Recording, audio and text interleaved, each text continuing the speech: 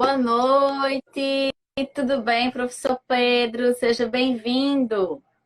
Olá, professora Tiana, tudo bem? Boa noite a todos e a todas. Muito boa noite. Eu queria, primeiramente, agradecer muito a você por ter aceitado o convite para bater esse papo com a gente. É um papo tão importante e interessante sobre a questão da residência multiprofissional, que é um interesse de muitos alunos, de muitos seguidores. Então, muito obrigada pela sua disponibilidade, pela sua gentileza em prontamente aceitar o convite. Professor, muito obrigada, viu? Eu que agradeço o seu convite, certo? Eu fiquei muito feliz em estar recebendo, né, esse convite para participar dessa conversa, né, sobre a residência multiprofissional, por dois motivos, né? Primeiro, porque eu gosto do tema, né, algo que eu trabalho no meu Instagram já há mais de um ano. E segundo, porque eu acompanhava já o seu Instagram, sempre via as suas postagens, né, acompanhava já o seu trabalho há algum tempo. Então, para mim também foi muito bom receber o convite de uma profissional que eu admiro para poder estar batendo esse papo sobre esse tema tão importante. Oh, muito obrigada. A recíproca é muito verdadeira. Quero também agradecer a todos que nos acompanham aqui, agradecer por estarem entrando para bater esse papo interessante com a gente. Eu quero muito também que vocês interajam, que vocês mandem perguntas, as sugestões, as perguntas de vocês são super bem-vindas. Bom, para que a gente possa iniciar, o que é que eu vou fazer, gente? Eu vou fazer uma pequena sistematização, um pequeno combinado com vocês. Eu vou desativar os comentários para não ficar a parte do professor ficar cheio de comentários e a gente não acabar não vendo o professor direitinho. Então, enquanto ele estiver expondo, eu vou desativar os comentários, mas assim que acabar, eu abro para as perguntas de vocês, tá certo? Então, sejam bem-vindos e bem-vindas. É uma alegria realmente estar com vocês. Agora, eu quero inclusive convidar vocês, quem não acompanha o trabalho do professor Pedro Almeida, né, que acompanha aqui no Instagram, vá lá, coloque Pedro Almeida, que você vai encontrar conteúdos muito interessantes do serviço social. A gente tem coisa muito boa, a gente tem um pessoal muito bom, muito qualificado aqui no espaço da internet e a gente precisa valorizar e dar visibilidade aos nossos colegas profissionais, tá bom? Então, professor, eu vou pedir que o senhor fique muito à vontade, que você coloque, acho que a gente pode talvez começar explicando um pouco o que é a residência, como é que funciona, enfim, fique muito à vontade. Tá certo. Então, queria novamente agradecer, né, por esse espaço, pelo convite, né, desejar boas-vindas a todos e todas que estão assistindo aqui a live, né. Também queria convidar os meus seguidores que estão aqui participando, né, que não conhecem ainda o trabalho da Tiana, né, que compareçam lá no perfil dela para dar uma olhada, dar uma conferida, se não seguirem ainda. É uma recomendação que sigam, porque é um trabalho também bastante qualificado.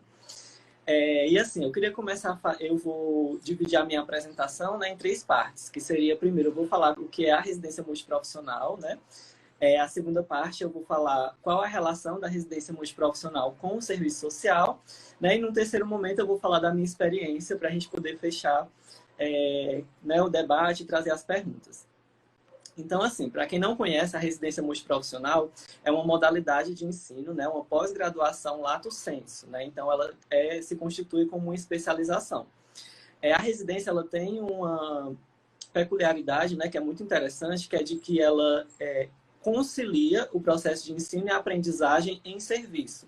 Então, ao mesmo tempo que você trabalha enquanto profissional formado, que tem o seu registro profissional, é, que conclui a sua graduação, tem o seu registro, está habilitado para atuar enquanto um profissional, você está dentro da lógica da educação permanente, né, a qual preconiza o Sistema Único de Saúde, e essa educação continuada, né, que a residência ela vai permitir. Então, você vai conciliar dentro do processo da residência o ensino, a aprendizagem e serviço, né? E aí a residência ela acontece em tempo integral, né, e exige dedicação exclusiva. E diferente de outros programas de pós-graduação, como, por exemplo, os programas de pós-graduação estrito sensu, como mestrado e doutorado, que tem essa dimensão da dedicação exclusiva, né? Mas que essa dedicação exclusiva, dependendo da situação, ela pode ser um pouco flexibilizada, né?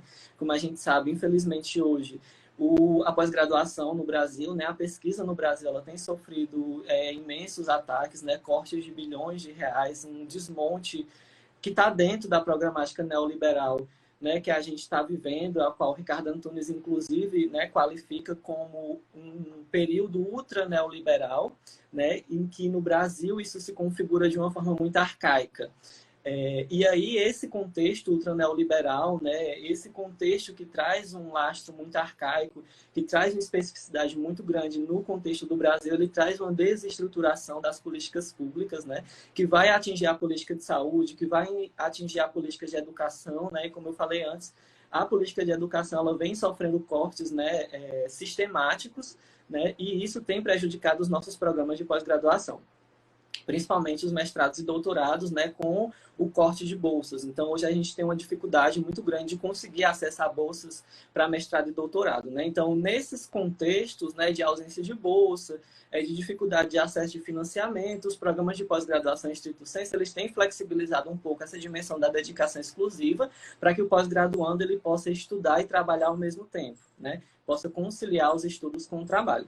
Já na dimensão da residência, né, ela é uma especialização lato sensu, mas ela traz um rigor muito específico dessa dimensão da dedicação exclusiva, por conta dessa dimensão de que a residência ela acontece em tempo integral.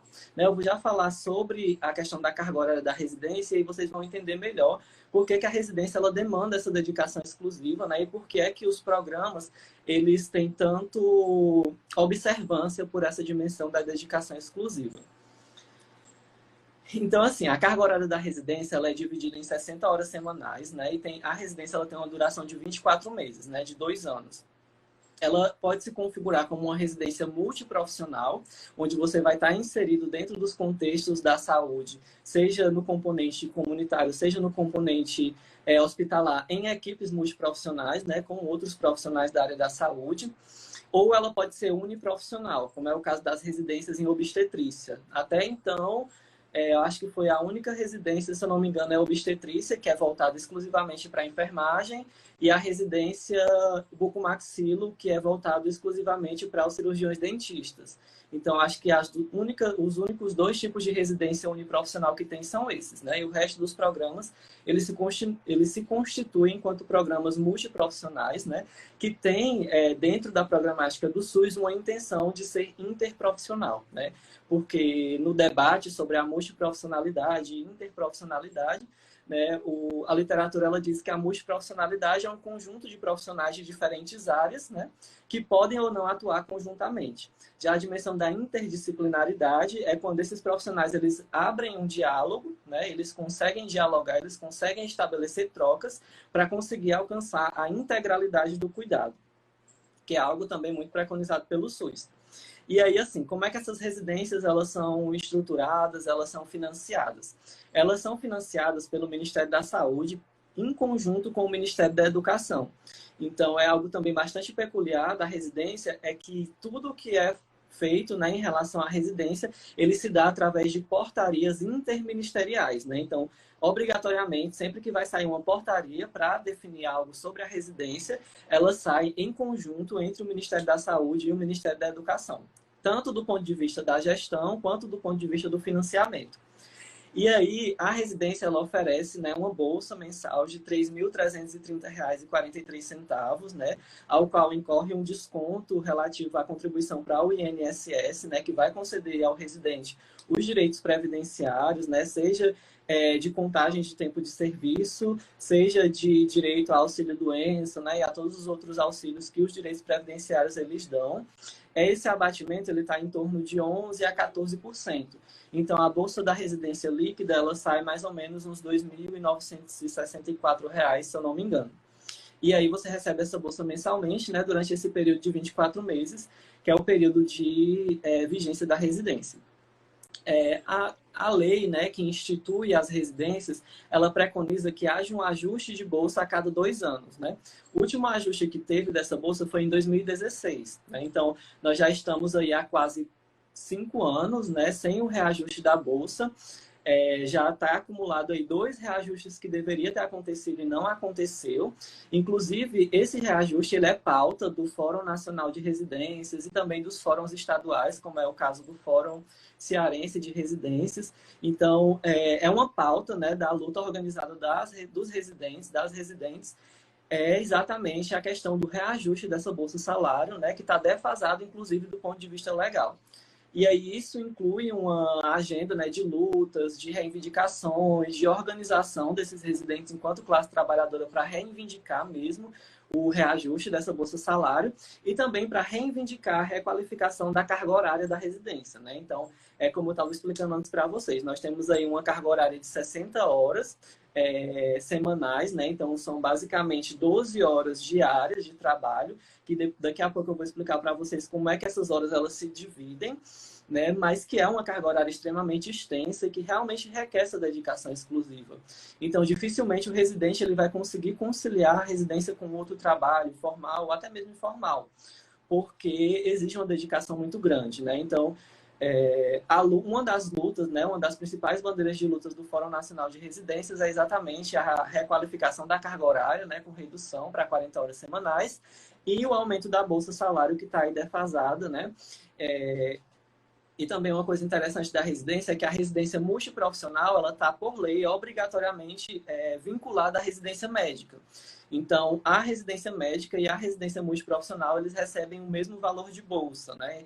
E aí o Fórum Nacional de Residências Médicas, recentemente eles fizeram até um estudo referente à questão da defasagem do valor da bolsa, levando em consideração a inflação, né? Levando em consideração a desvalorização da moeda, vários outros fatores, né? E se eu não me engano, o reajuste que teria que ter na bolsa para que ela acompanhasse, né, o ritmo da inflação seria mais ou menos de 20% a 25% do valor. Né? Inclusive, tem até um projeto de lei para que seja atualizado esse valor de bolsa, né? Mas aí devido aos vários contextos que a gente vive, né, de pandemia, de dificuldade de articulação, né, do fórum, devido a esse contexto de pandemia, até mesmo da questão dos profissionais de saúde, né, da forma como eles têm se posicionado na linha de frente no combate ao Covid e o quanto isso demanda da gente o nosso esforço, né, físico, intelectual, emocional para enfrentar esse contexto, e isso acaba dificultando essa articulação, né, em prol dessa luta pela requalificação da carga horária e pelo aumento da bolsa salário. E assim, né, falando um pouco mais sobre a estrutura, né, de funcionamento da residência multiprofissional, né, como eu falei para vocês, ela pode ser multiprofissional ou uniprofissional, né? Nós, enquanto assistentes sociais, nos inserimos, né, exclusivamente na residência multiprofissional, né? Nós não temos uma residência uniprofissional de serviço social. E aí nós nos inserimos enquanto profissionais nessas residências multi. As residências, elas costumam ser divididas em componentes, que podem ser componente comunitário, que é voltado para a atenção básica, né? Que podem ser as unidades de atenção primária em saúde, os CAPs, as policlínicas, sejam policlínicas municipais, estaduais ou policlínicas regionais, que são aquelas que estão dentro da lógica dos consórcios de saúde. Eu vou trazer aqui o exemplo da residência do Ceará, né, onde nós temos no componente comunitário as ênfases de saúde da família e comunidade, saúde mental coletiva e saúde coletiva. Já do ponto de vista do componente hospitalar, né, que vai estar aí já dentro da rede de alta complexidade, né, nós temos aí variadas ênfases, né, que podem ir da enfermagem obstétrica, que vai entrar dentro da programática da uniprofissional, né? Nós temos aqui no Ceará as residências com ênfase em neonatologia, pediatria, infectologia, neurologia, neurocirurgia, cardiopneumonologia, urgência e emergência e cancerologia. São as ênfases hospitalares que a gente tem aqui no Ceará, né? Que são os hospitais da rede CESA, né? Da Secretaria de Saúde aqui do Estado. Eu estou trazendo o exemplo, né, da residência do Ceará, porque é a que está mais próxima de mim, mas esse exemplo ele se repete bastante no Brasil, né? Cada programa ele vai trazer uma especificidade, né, no Brasil, mas eles têm mais ou menos esse mesmo modelo de atuação. Como é que é feito o ingresso na residência multiprofissional, né? O ingresso ele é feito através do processo seletivo, ele acontece anualmente, né? E do ponto de vista de Brasil, ele pode acontecer tanto no primeiro semestre quanto no segundo semestre. Aqui no Ceará, no Rio Grande do Norte, nas residências do Nordeste, eles acontecem mais para o segundo semestre, a partir de agosto, né? Então, esse processo seletivo, né, como eu informei, ele acontece anualmente, né, e ele pode consistir em prova teórica, né, acho que 100% dos processos seletivos para residência consiste em prova teórica. Essa prova teórica, ela pode ser em menor escala de subjetiva, né? São poucas residências que adotam o modelo de seleção com prova teórica subjetiva. A maioria deles traz a prova objetiva, né? De múltipla escolha. Que se assemelha aí ao mundo das seleções e concursos, né? Que a gente está acostumado a fazer. E essas provas teóricas, geralmente, elas abordam temas relacionados às políticas públicas de saúde, né, e ao SUS, e também às questões específicas de cada profissão. Por exemplo, a prova que eu fiz, ela tinha 10 questões de políticas públicas de saúde e SUS e 40 questões de específico serviço social. Era uma prova de 50 questões de múltipla escolha. Então, a maioria das residências, ela cobra essa prova teórica objetiva de múltipla escolha. As seleções, elas também podem cobrar uma entrevista, que pode ser individual ou coletiva, né, como etapa da seleção, e também a prova de títulos, né, que é também um dos requisitos, né, que é cobrado, que é exatamente essa análise e pontuação do currículo, né? Geralmente, o que é cobrado do ponto de vista do currículo, né, da prova de títulos, as atividades que são desenvolvidas durante a graduação. Né? Então, as residências, elas partem muito do pressuposto que o perfil de profissionais que está entrando na residência são profissionais que estão acabando de sair da graduação, né, que estão procurando aí sua primeira oportunidade de trabalho, e aí a residência, ela se configura como um campo muito bom para que quem está, né, saindo da graduação possa estar entrando no mercado de trabalho, né, possa estar ocupando os nossos espaços socioocupacionais da profissão, né, de uma forma muito boa, porque você vai estar entrando na profissão, né, enquanto um profissional, né, capacitado, com registro, mas também você ainda vai estar dentro da lógica e da programática do processo de ensino-aprendizagem, né? Então, você vai ter a possibilidade de errar, você vai ter a possibilidade de aprender, você vai ter um preceptor, um docente que vai estar lhe acompanhando durante esse processo, e aos poucos, né, você vai aprendendo e vai alçando os seus próprios voos enquanto profissional. Então, é por isso que a residência, ela se configura enquanto um campo muito específico, né, que abre muitas chances e possibilidades para quem está tendo a sua primeira experiência de trabalho. Mas isso não quer dizer que apenas as pessoas que estão saindo, né, da graduação sejam um perfil único da residência. Não. Em qualquer momento da carreira, né, é possível fazer a residência multiprofissional. Por exemplo, eu primeiro fiz a graduação, né, da graduação eu já saí direto para o mestrado. E aí, quando eu saí do mestrado, foi que eu fui fazer a residência, né? Tem várias pessoas que fazem isso.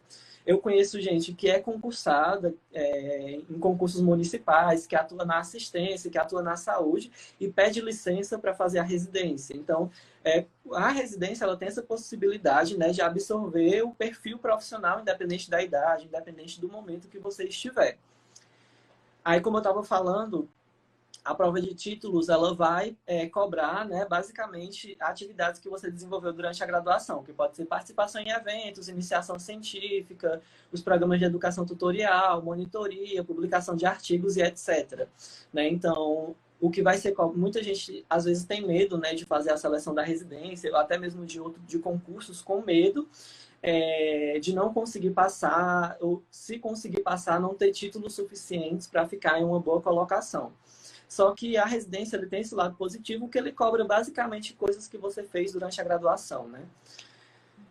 Ou não, depende muito do perfil, né? A gente tem um perfil de formação profissional que tem mudado, né, na nossa profissão durante os anos, né, que inclui aí uma ofensiva da educação à distância, né, que fragiliza um pouco essa vivência que é mais universitária, né, que vai trazer esses programas de ensino e pesquisa, que vai afastar mais a profissão dessa experiência mais próxima da universidade, né? E aí, por isso, esse é um dos motivos pelo qual o Cefes afirma, né, de forma contundente que a educação à distância ela é incompatível com a formação em serviço social.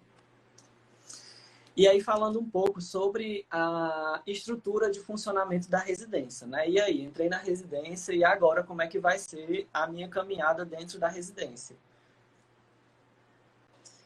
A residência ela é dividida, a carga horária, né, é dividida em 3 partes, que seria uma dimensão teórico-conceitual, uma dimensão teórico-prática e uma dimensão estritamente prática.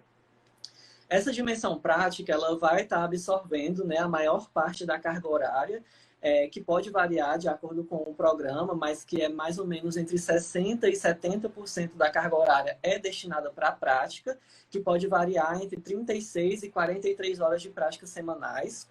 Nós temos aí a dimensão teórico-prática, que vai abarcar um diálogo, né, com os docentes ou preceptores, né? Quem são os preceptores? São os profissionais do serviço que vão estar atuando junto à residência, se tornando referência tanto do ponto de vista da sua profissão dentro né, desse contexto da residência, quanto da própria residência. Então, por exemplo, tem os preceptores de serviço social, de enfermagem, da farmácia, da nutrição, da fisioterapia, e esses preceptores é quem vão estar mais de perto acompanhando esses residentes e é quem vão também estruturar esses momentos teórico-práticos, né, que vão se constituir basicamente no que nós chamamos de roda, né?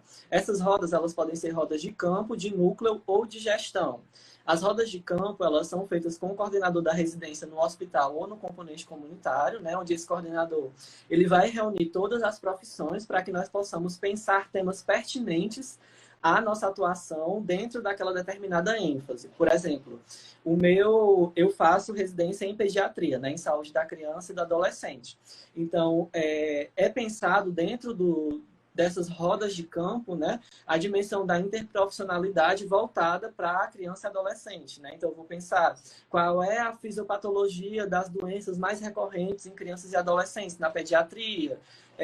Vamos estudar sobre direito da criança e adolescente, vamos estudar o ECA e por aí vai, né? Então, a gente vai tentar encontrar dentro dessas rodas de campo, né, esse ponto em comum entre as profissões que a gente possa debater dentro do contexto da ênfase em que aqueles profissionais eles estão inseridos.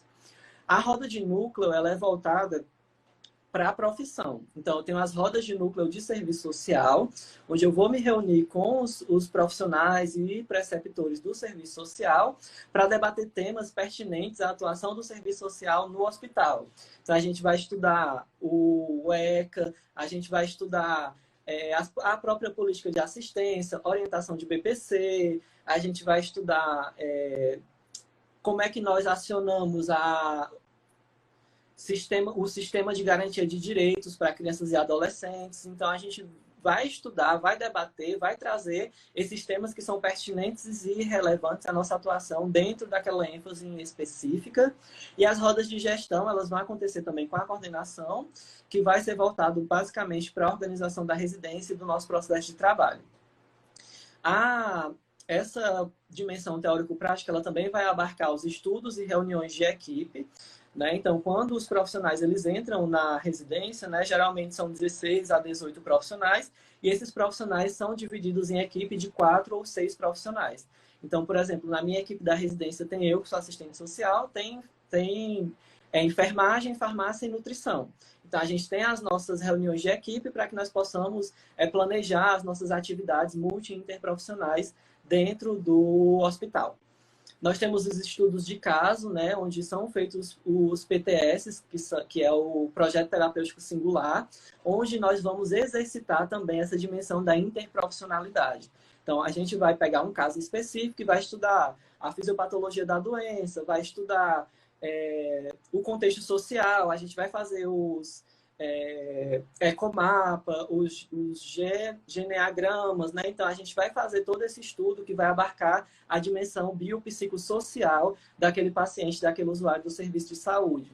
Então, a residência, né, ela traz uma potencialidade muito grande de aprendizado, inclusive algo que a gente não vê muito na nossa graduação, na nossa formação profissional, que é pensar de que forma eu, enquanto assistente social, eu vou atuar em uma equipe multi-interdisciplinar. É pensar uma formação, né, um desenvolvimento de capacidades, de habilidades e competências voltadas para essa atuação em equipe, para essa atuação interdisciplinar. Né? E aí cabe até colocar algo que a Cláudia Mônica ela colocou na tese de doutorado dela, né? Que a nossa formação, infelizmente, ela negligencia o ensino da prática. Né? Então, nós temos muita deficiência de pensar as mediações, né, do ponto de vista de operacionalizar o nosso trabalho. Né? Então, é uma deficiência que existe na nossa formação, que existe também na formação dos outros profissionais. Então, a residência ela costuma se configurar enquanto uma atividade árdua e difícil. Por quê? porque eu tenho que estar o tempo todo, né, buscando essas mediações da minha atuação enquanto assistente social no contexto da saúde e as pontes e mediações com os outros profissionais de outras profissões, né, e de que forma nós podemos achar caminhos da prática multi-interdisciplinares e multiprofissionais, né? Então, a residência ela é um desafio muito grande, porque quem vai construir esses caminhos somos nós, enquanto residentes, é você, enquanto residente, né, você que quer entrar na residência, é que vai ter que buscar esses caminhos, essas mediações, e isso costuma ser um trabalho muito árduo, um trabalho muito difícil, porque nós não somos ensinados a fazer isso. E a residência, ela dá alguns subsídios para isso, mas ela não dá o caminho completo, né? Você vai ter, enquanto profissional, que se esforçar, realmente é um esforço que muitas vezes chega a ser exaustivo de buscar esse caminho da interprofissionalidade. E aí a última fatia, né, da carga horária, ela é destinada aos módulos teórico-conceituais, né, que eles são essencialmente módulos teóricos, que estavam acontecendo de forma presencial, mas devido à pandemia tem acontecido de forma online. E esses módulos, eles são chamados de módulos transversais, onde a gente vai estudar as políticas públicas de saúde, vamos estudar o SUS, né? E, assim, alguns programas de residência, como é o caso do programa ao qual eu estou inserido, nós temos a felicidade, né, de ter uma escola de saúde pública que pensa o coletivo, certo? Que pensa as políticas públicas, que pensa os residentes enquanto classe trabalhadora, que tem a possibilidade da coletividade, de se articular, que tem a possibilidade de luta.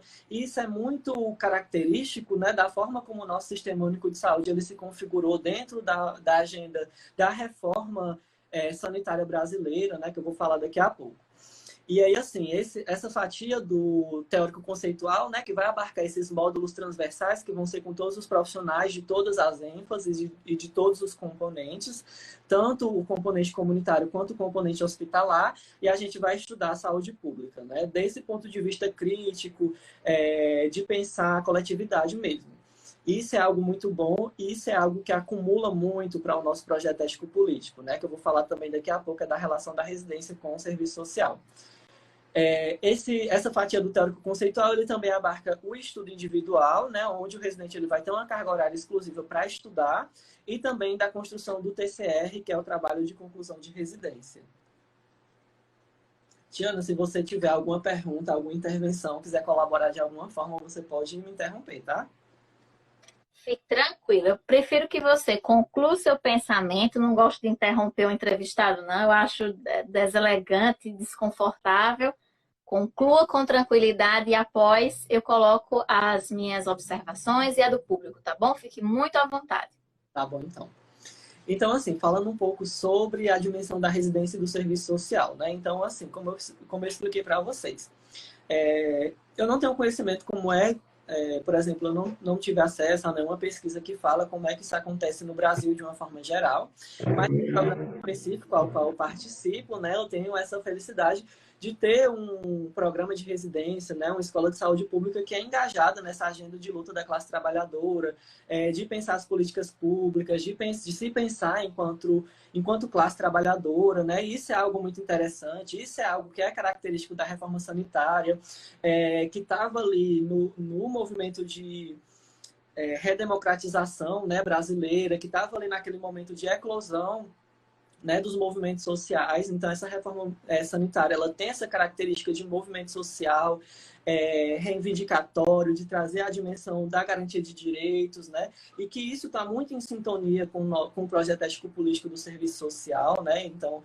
os autores, né, a literatura do serviço social na contemporaneidade, né, afirma que a defesa dos direitos sociais na contemporaneidade, na sociedade em que a gente vive, ela é uma afirmação anticapitalista, né? Em um contexto, como o Ricardo Antunes ele diz, né, ultra neoliberal, né? Que nós temos uma total negação dos direitos sociais, uma total negação dos direitos do trabalho. Então, se eu tenho um movimento que está buscando afirmar esses direitos sociais, que está buscando afirmar as políticas sociais, que está buscando fortalecer a luta da classe trabalhadora, então essa luta ela é uma luta anticapitalista, né? Então, a reforma sanitária brasileira ela tem essa característica, né? Que vem aí dos anos 80, né? Com 8ª Conferência de Saúde, que vem aí com o debate da promoção de saúde, que culminou aí na nossa Constituição, né, que vem se desdobrando nos anos 90 e nos anos 2000.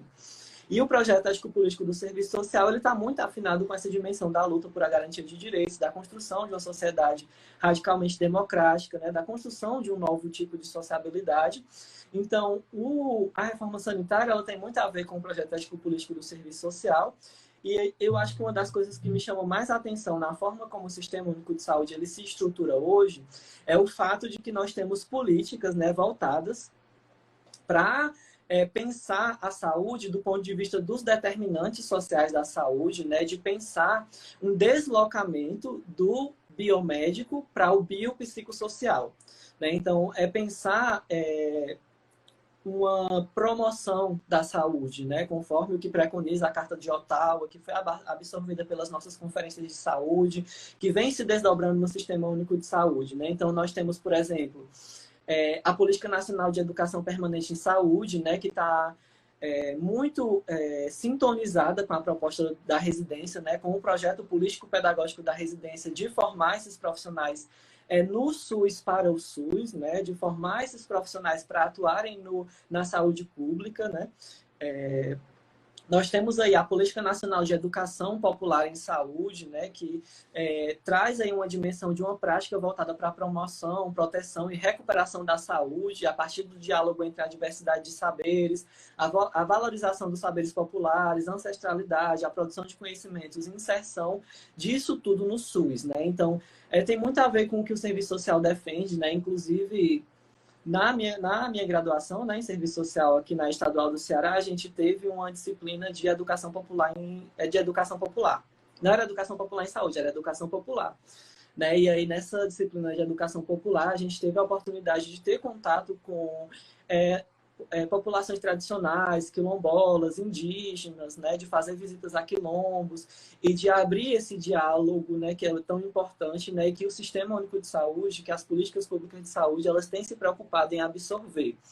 Né? Então, assim, o serviço social dentro, né, do projeto político-pedagógico das residências multiprofissionais, ele tem um espaço, né, e tem um acúmulo muito bom. Né? Então, eu acredito que a proposta da residência ela está muito afinada, né, está muito sintonizada com o que a gente defende enquanto profissão, enquanto direção ético-política, certo?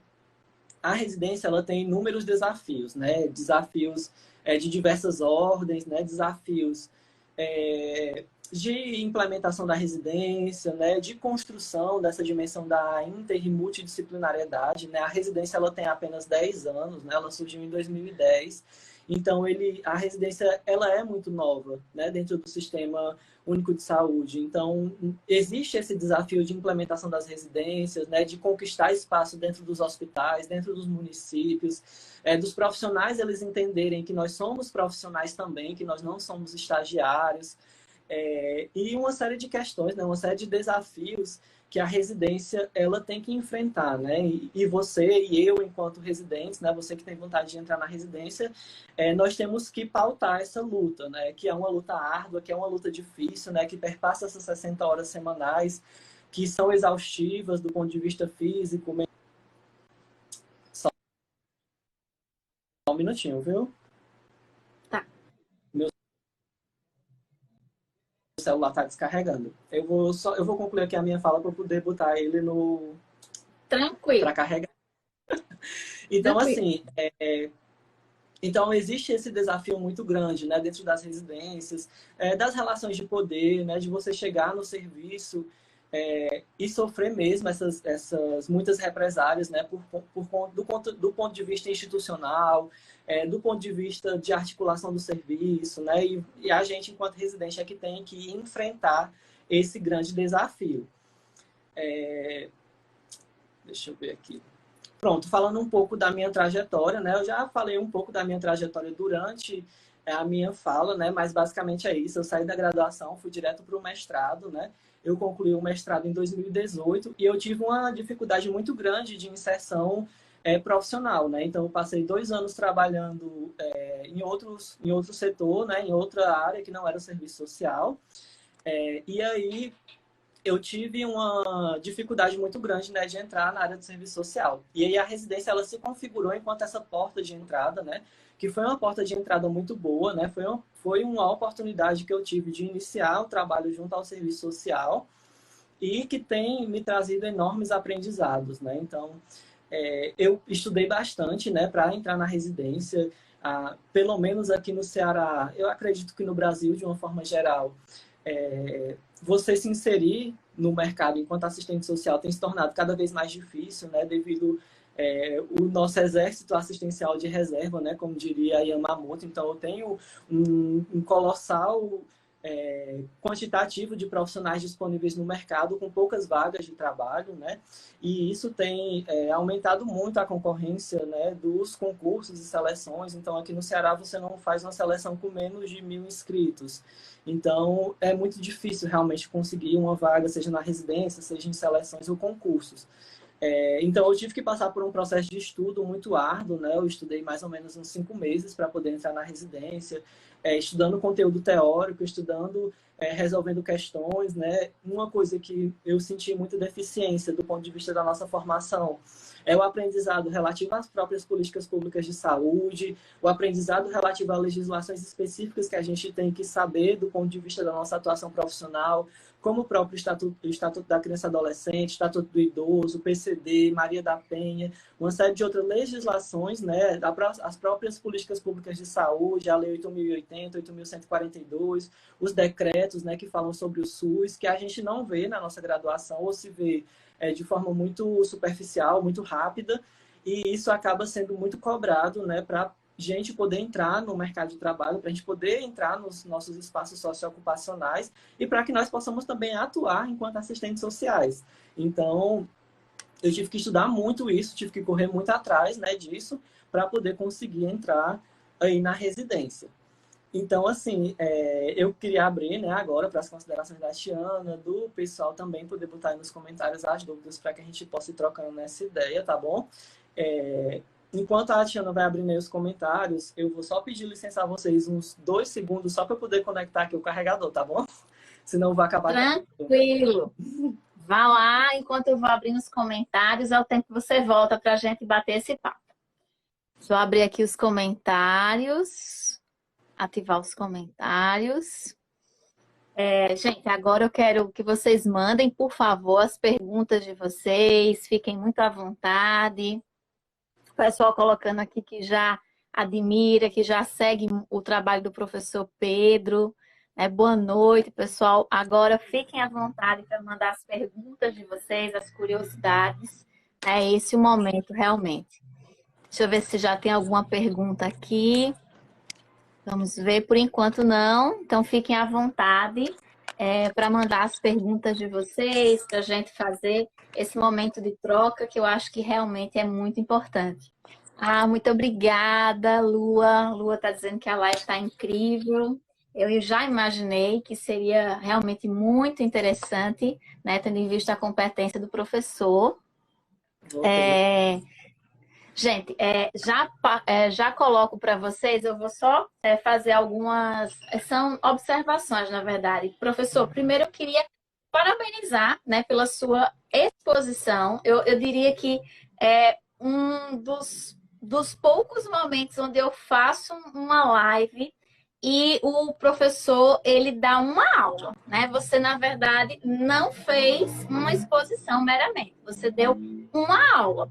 E achei tão interessante que você contemplou todos os aspectos que eu havia pensado em colocar, tendo em vista o nosso título.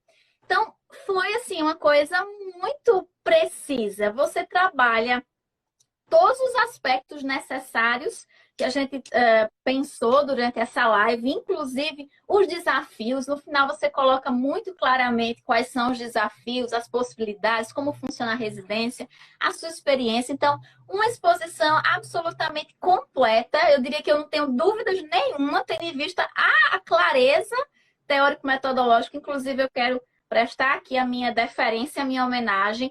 Como é bom conhecer e trocar com pares muito qualificados. muito qualificados, e sem dúvidas você é um deles. Assim, um par muito qualificado. Inclusive, eu quero abrir só um parêntese, sabe? Assim, que a gente precisa falar. Às vezes, e eu não estou generalizando, mas às vezes existe uma certa tendência a achar que os profissionais e intelectuais que não estão necessariamente atuando dentro da academia, especificamente nas instituições públicas, que são profissionais de segunda qualidade, que são de segunda categoria. E, obviamente, não estou generalizando. Mas a gente precisa começar a romper com essa perspectiva, tendo em vista a qualidade que nós estamos vendo de profissionais como o do professor Pedro. Né? E como ele coloca aqui, assim como existe um exército assistencial de reserva, né, que é uma colocação da professora Yamamoto, existe um exército docente de reserva. Né? Nas universidades públicas, não há espaço para todos os profissionais qualificados que aqui estão e que desejam esse espaço. Então, eu simplesmente não posso virar as costas e acreditar que o único espaço de legitimidade seja este. Não que não seja, sem dúvidas é, e nós fazemos a defesa. Mas é importante também começar a abrir o leque e pensar outras questões. Então, meus parabéns, professor. E eu queria só, para poder ler um pouco aqui as questões, eu queria falar, talvez pensar aqui, refletir com você uma questão. Me parece, sabe, a residência, como você coloca, é uma dimensão muito completa e complexa, né? Uma dimensão interessante para o serviço social, mas eu acredito que como tudo existe um perfil, então existe um perfil para aquele aluno, para aquela pessoa que deseja fazer um concurso, existe um perfil para aquela pessoa que quer fazer um mestrado.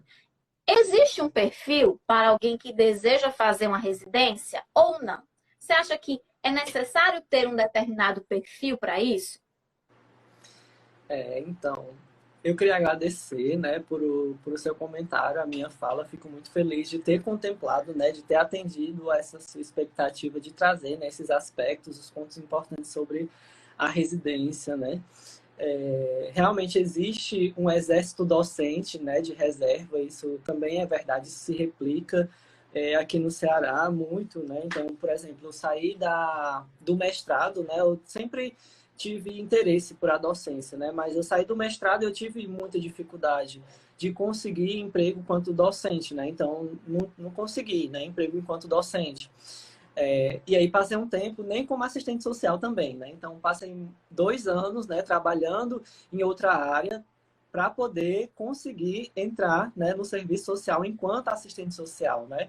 E aí os caminhos da docência eles ainda estão aí se abrindo, né, para mim, mas que tem sido uma caminhada muito árdua, né? Então nós temos hoje profissionais extremamente qualificados, né, com mestrado, com doutorado, que tem um processo formativo muito bom, né, que tem residência, que tem pós-graduação, que tem um processo de formação continuada muito bom, tem profissionais excelentes no mercado, mas que infelizmente nós temos aí uma incapacidade de absorção, né, desses profissionais, que é decorrente desse contexto ultra neoliberal que nós vivemos hoje, né, que tem fragilizado as relações de trabalho não só do serviço social, mas da classe trabalhadora de uma forma geral, né? Então, nós temos aí um total desmonte, né, do mundo do trabalho, um total ataque ao mundo do trabalho, né?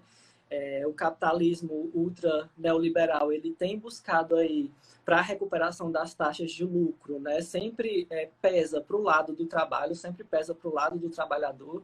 Então a gente tem essa dimensão da total desregulamentação das legislações, da burla das legislações trabalhistas, né? Então nós temos aí contratos de trabalho de toda sorte e o serviço social ele não se exime disso, né? Então na saúde em específico nós temos aqui, né, localmente, eu acredito que no Brasil talvez isso se replique em maior ou menor grau, que são as dimensões das cooperativas, né? Não sei se você já chegou a ter conhecimento sobre isso, mas, por exemplo, no hospital onde eu trabalho, as profissionais do serviço social, elas são contratadas, em sua maioria, através dessas cooperativas, né? Então, nós temos aí profissionais que entraram que são muito antigas, né, que entraram no processo de transição dos anos 80 para os anos 90 e foram, né, viraram funcionárias do Estado, né, e nós temos, aqui no Ceará, a gente só teve concurso para a Secretaria de Saúde do Estado em 2006, né, então já fazem mais de 15 anos, né, que houve esse último concurso.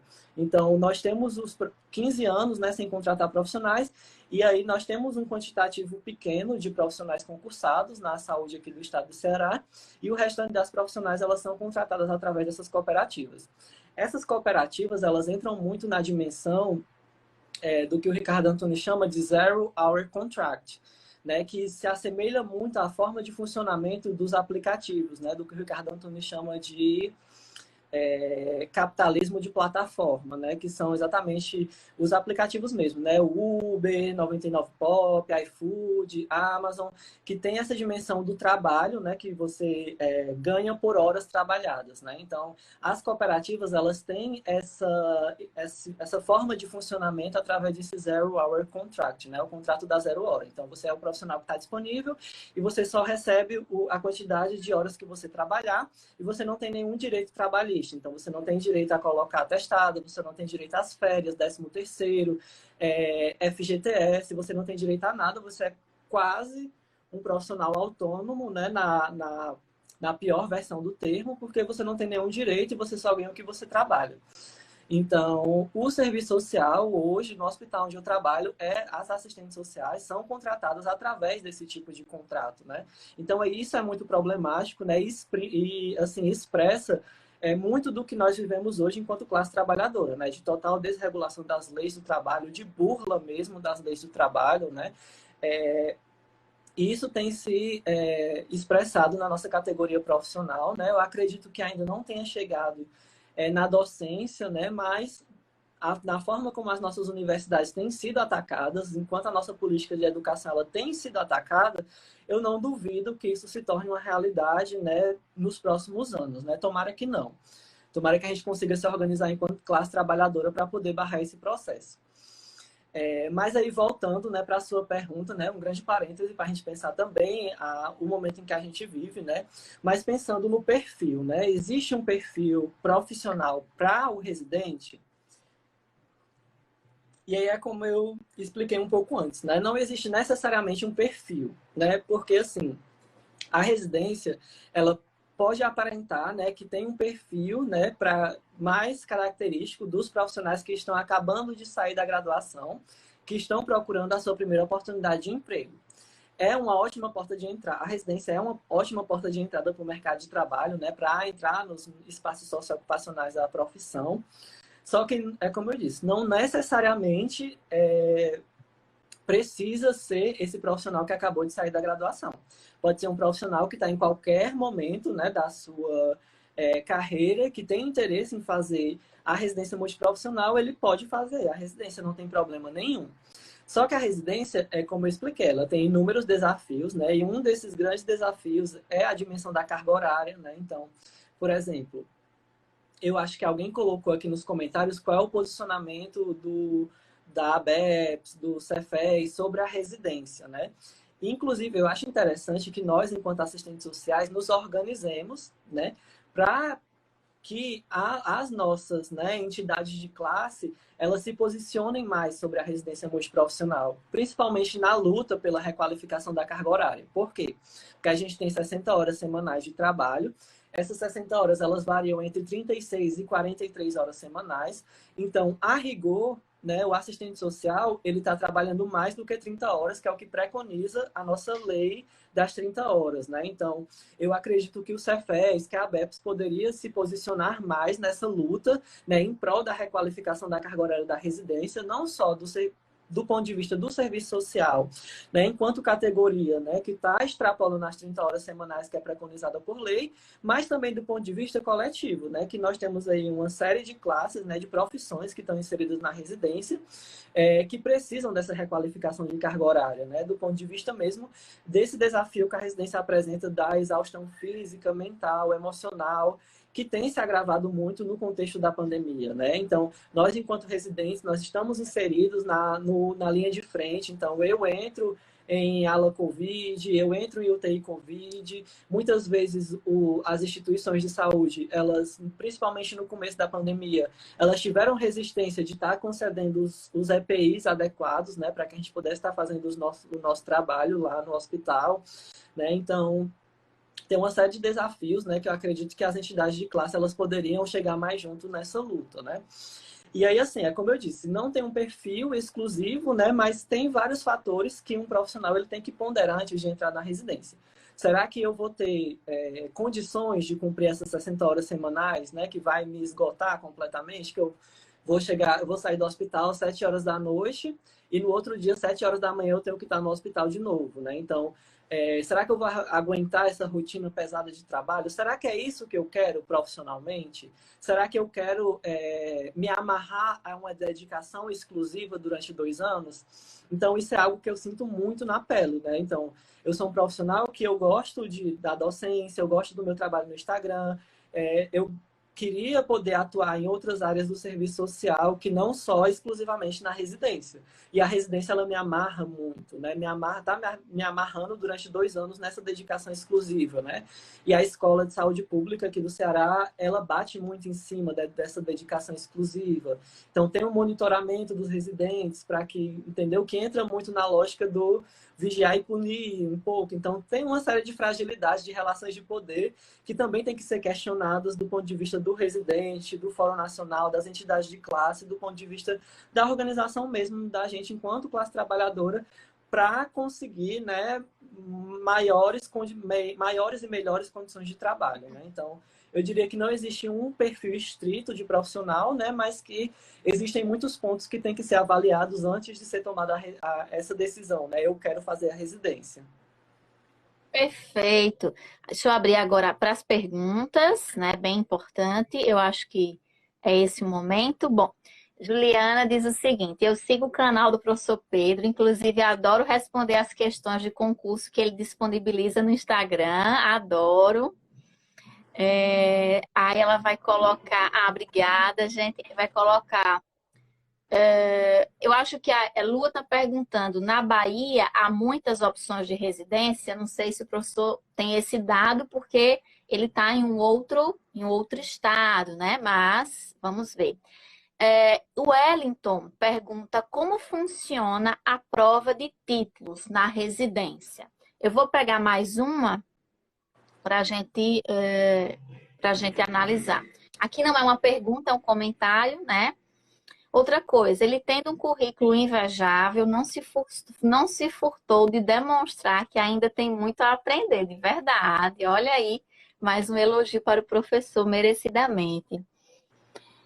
Márcio pergunta: você não se sentiu um pouco se vira, especialmente nesse novo momento da pandemia, especialmente com as aulas online, sem nenhum auxílio? Claro que espera-se que todos tenham uma internet. Eu vou parar aqui, que é muita coisa para você conseguir analisar e depois a gente lê o restante. Fique à vontade. Queria agradecer novamente, né, os elogios. Fico muito feliz que vocês estejam gostando aqui desse momento, né? Assim, com relação à residência na Bahia, eu sei que existe uma escola de saúde pública lá. Eu não sei necessariamente se existe o programa de residência. Isso ficaria mesmo para a gente dar uma pesquisada depois. Eu sei que aqui no Nordeste a gente tem residência aqui no Ceará, tem no Rio Grande do Norte. A UFRN tem residência, né? Inclusive, a prova da residência da UFRN é muito parecida com a prova da residência daqui do Ceará, né? Eles vão muito na linha do pensamento crítico, de cobrar mesmo que né, o profissional tenha um pensamento mais reflexivo, né? Então, essa questão da A residência na Paraíba Bahia, também tem residência. é a Paraíba, né? Então, agora na Bahia eu não sei dizer se tem realmente, né? A prova de títulos, né, como eu tinha mencionado antes, ela basicamente vai cobrar, né, as coisas que você fez durante a graduação. Se publicou artigo, se participou de eventos, se participou de iniciação científica, se participou da monitoria, né, então, se participou de projetos de extensão. Então, né, então assim, querendo ou não, né, essa prova ela vai favorecer os profissionais que foram formados na universidade pública, né, querendo ou não, essa prova de títulos, porque foram os profissionais que tiveram mais contato e mais oportunidades, né, com esse tipo de estrutura, né, de oportunidades mesmo, né? E basicamente relativa à prova de títulos é isso. E assim, relativa a como é que foi ser residente nesse contexto de pandemia, né? Como é que se eu me senti, né, dessa dimensão do se vira, eu senti mais ou menos, só que eu não culpo muito as instituições, porque assim, a minha turma entrou na residência em março do ano passado, né? Então a gente teve os 15 primeiros dias que é chamado de territorialização, né? Onde a gente vai para a escola de saúde pública, tem uma semana de imersão, depois a gente vai para o hospital, tem 2 semanas de imersão. Então quando a gente foi realmente entrar no cenário de prática no hospital, aconteceu o boom da pandemia, né? Então, a gente que estava chegando estava perdido por conta que nós estávamos iniciando no serviço, só que os profissionais da casa também estavam perdidos porque eles estavam vivendo uma situação totalmente atípica. O hospital, as estruturas, as instituições estavam completamente desorientadas. Então, ninguém sabia como agir naquele momento de boom da pandemia, de reconfiguração dos serviços. Então, foi um desafio para nós enquanto profissionais, foi um desafio para as instituições, foi um desafio enorme para todo mundo, né? Então, isso dificultou muito o nosso processo de entrada na residência, né? Então, eu não senti muito do ponto de vista do se vira, mas eu senti que era um desafio coletivo vencer esse primeiro momento da pandemia. Mas, claro, a questão dos EPIs foi algo que pegou muito, né? Que a gente teve que ir lá, teve que ir atrás e teve que lutar, porque tem muito isso das relações de poder, né, que eu falei para vocês dentro principalmente do hospital, que é a experiência que eu tenho, né, da instituição não legitimar tanto a residência, né, uma estrutura nova, né, a residência dentro dos hospitais, dentro dos componentes comunitários. Então, é algo que a gente tem que lutar por essa implementação, tem que lutar por esse espaço. Muitas vezes os profissionais da casa, eles nos veem como estagiários, né, então isso dificulta muito porque a gente tem que estar, além de toda dificuldade que a residência apresenta, a gente ainda tem que estar o tempo todo se afirmando enquanto profissional nesse contexto, né? Então, envolveu muito essa luta, né? Eu senti, posso ter sentido um pouco essa dimensão do se vira, mas eu acho que foi mais uma questão coletiva de reorganização dos espaços, reorganização do hospital, reorganização do próprio SUS, para poder conseguir lidar com o que estava acontecendo, né? Agora que a gente já tem um ano de pandemia e que, infelizmente, né, aqui no Ceará, a gente não tem mais quase leitos de UTI, a gente não tem mais quase leitos de enfermaria, e isso tem se tornado muito difícil porque, num primeiro momento da pandemia, não foi a população pediátrica, né, criança e adolescente, não foi muito afetada pela pandemia, apesar de no hospital a gente ter recebido muitos casos de Covid. Mas agora nós temos visto, né, que as novas cepas elas têm afetado as crianças e adolescentes de uma forma muito mais agressiva. Então, o hospital pediátrico, que é onde eu estou trabalhando, nós estamos enfrentando dificuldades de leito, dificuldades de lidar com essa pandemia. Só que essa dificuldade ela já foi um pouco mitigada por conta de que nós temos um ano de experiência. Então, a gente já tem protocolos, temos planos de contingência, temos experiência em reorganização do serviço. Então, hoje, né, no hospital que eu trabalho, lidar com a pandemia se tornou relativamente mais fácil, porque o serviço ele já conseguiu se adaptar mais ou menos a esse contexto de pandemia, né? Mas eu acredito que relativo a essa questão da pandemia, basicamente é isso. Perfeito. Vamos lá para os comentários. O pessoal colocando aqui live de muito conhecimento, parabéns.